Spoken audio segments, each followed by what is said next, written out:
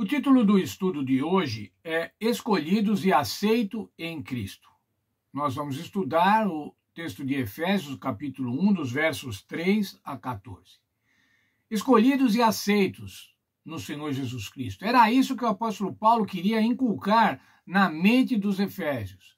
Queria que os efésios tivessem convicção disso, convicção das dádivas de Deus no Evangelho do Senhor Jesus Cristo. O título dessa sessão do capítulo 1 é As Bênçãos de Deus em Cristo, o autor da nossa redenção. Estamos falando do capítulo 1 do livro de Efésios.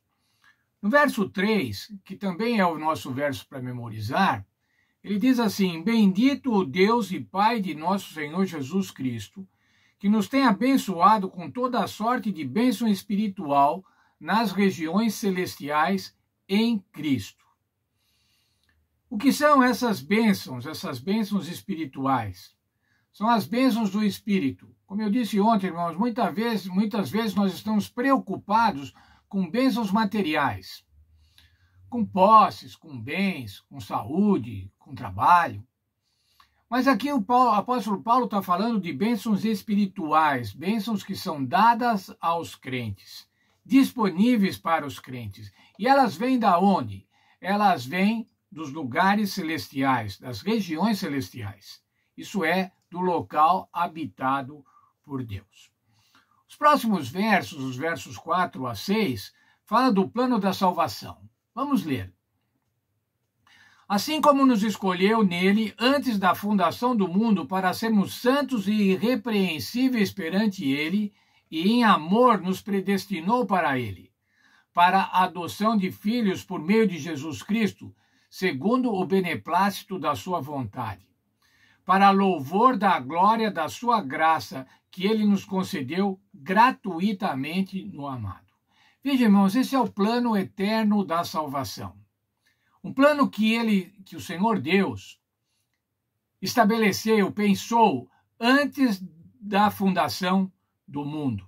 O mistério de Deus. O mistério de Deus que foi revelado no Senhor Jesus Cristo. Mas por que é que foi feito isso? Pela bondade de Deus. Deus não tinha obrigação nenhuma, irmãos, de fazer o plano da salvação. Mas a sua bondade não permitiria que os seres humanos que foram criados à sua semelhança perecessem todos. E esse plano maravilhoso se manifestou por meio do Senhor Jesus Cristo. Mas veja, irmãos, o que diz o verso. O verso diz assim: para sermos santos e irrepreensíveis.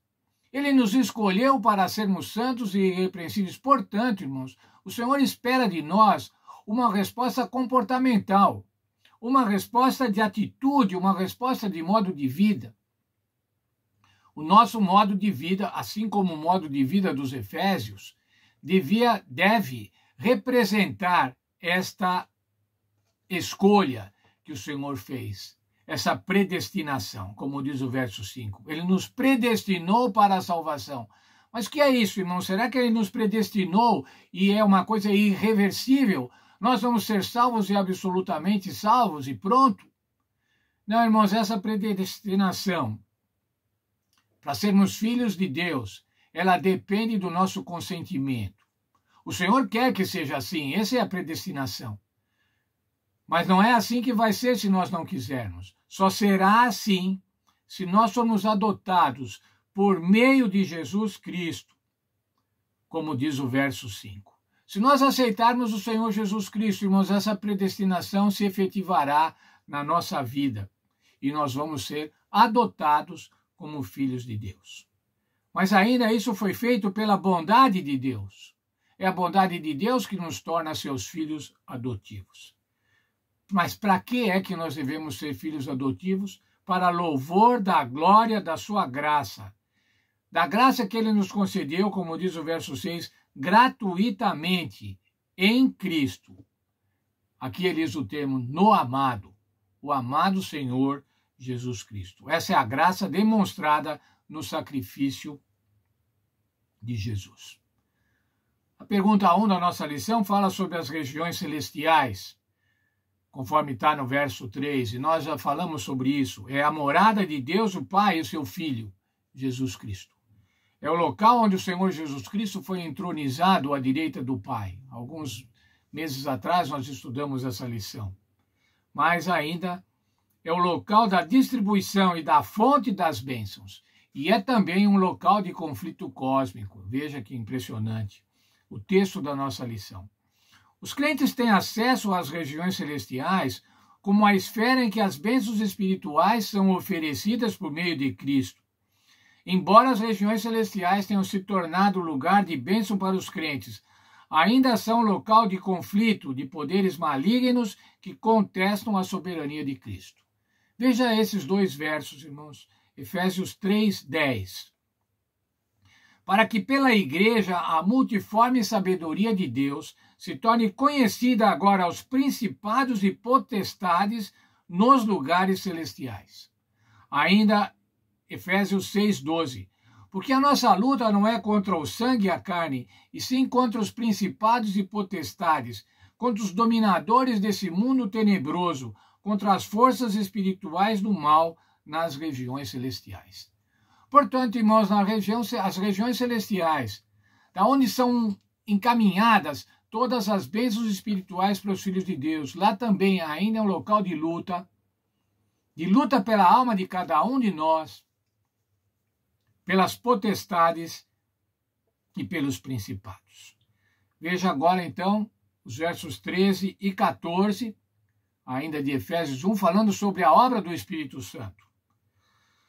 Em que também vós, depois que ouvistes a palavra e o evangelho da vossa salvação, tendo nele também Cristo, fostes selados com o Espírito Santo da promessa. Está falando aqui de um selamento, o selamento do Espírito Santo, que estudamos há 2 semanas atrás. O selamento de Deus, o selo de Deus, o selamento de Deus através do Espírito Santo. E diz aqui uma característica, uma qualidade do Espírito Santo, o qual é o penhor da nossa herança até ao resgate da sua propriedade em louvor à sua glória. O que é isso, irmãos? O penhor da nossa herança. Qual é a nossa herança? A nossa herança, ainda vamos estudá-la nessa semana, mas a nossa herança é a vida eterna, irmãos. E qual é o penhor? Ou melhor, qual é a garantia dessa nossa herança? A garantia dessa nossa esperança é o Espírito Santo.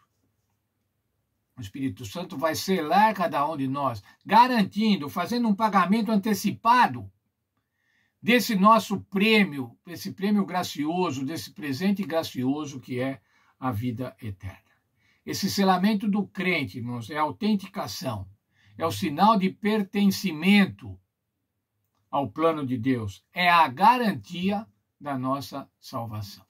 Que Deus abençoe cada um de nós, que a gente esteja tranquilo, porque estamos selados, estamos garantidos. O Espírito Santo já pagou a primeira parte da nossa herança eterna, que nos é dada através do sacrifício do Senhor Jesus Cristo. Somente por isso que um dia vamos receber esta herança que já está garantida, cujo primeiro pagamento já foi feito pelo Espírito Santo. Deus esteja com cada um de nós.